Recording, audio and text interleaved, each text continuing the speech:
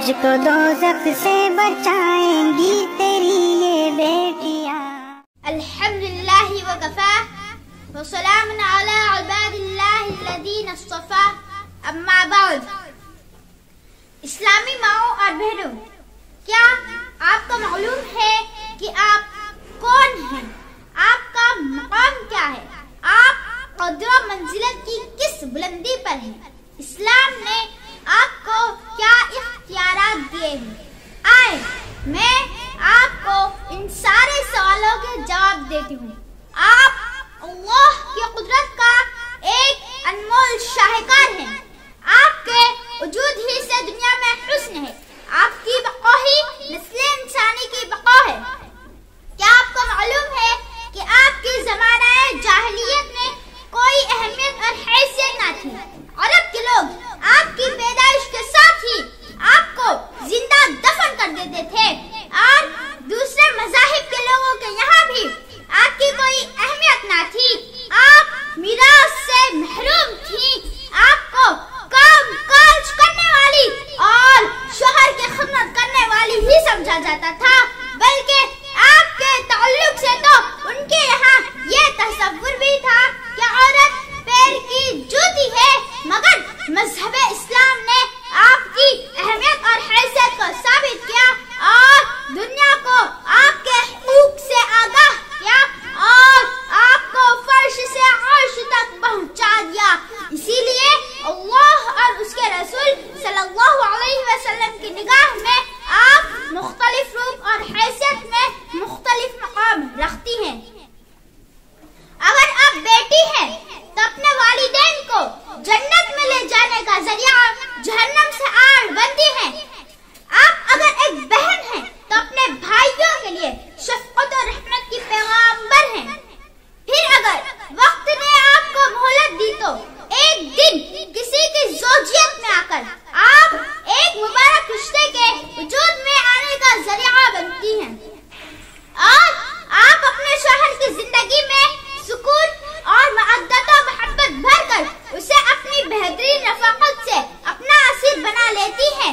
साथ ही अगर आप बाइज़्ज़त और सालिहा हैं तो शरीअत इस्लामिया ने ऐसी सूरत में दुनिया की सबसे बेहतरीन मता करार दिया। बीवी बन जाने के बाद अब अगर रब आप पर मेहरबान होकर कोई तोहफा देता है तो माँ बनते ही जन्नत आपके कदमों तले आ जाती है और आप रिश्तेदारी के ऊंची चोटी पर पहुंच जाती हैं और कि आप हर रूप में मुबारक और अनमोल हैं। क्या आपको मालूम है कि आपकी सालिहियत पूरी नस्ल की सालिहियत की ज़मीन बन सकती है? आप वो काम भी कर सकती हैं जो आसिया अलैहिस्सलाम ने किया था। आप अम्मा आयशा रज़ियल्लाहु अन्हा को अपना रोल मॉडल बनाकर मुआशरे के इस्लाह में कारहाय नुमाया अंजाम दे सकती हैं। किसने आपसे कह दिया कि सिर्फ नाजुक मुआशरे में अपनी सलाहियतें ज़ाहिर नहीं कर सकती? बिलाशुबा आप अपना फन दिखा सकती हैं, लेकिन इस्लामी हुदूद और क़ुयूद को अपनाकर आपको पर्दे की तालीम दी गई है। आप पर्दे को लाज़िम पकड़े, मर्दों के शाना बशाना चलने की कोशिश ना करें। किसी अजनबी से अगर कभी बात करने की जरूरत पड़ जाए तो अपनी आवाज में लचक और नरमी पैदा ना करें। बाहर निकलते वक्त परफ्यूम, खुशबू, घुंघरू और खनकती चूड़ियों का इस्तेमाल ना करें, क्योंकि आप एक औरत है और जब औरत इन सारी चीजों के साथ बाहर निकलती है तो शैतान लोगों की नजरों में उसे मजीद बना सवार कर पेश करता है। जितना हो सके गैर महरम से पर्दा करें। अपनी इज्जत और आबरू और अपने खानदान की इज्जत पर अपनी किसी अदा और हरकत की वजह से कीचड़ उछलने का मौका न दें।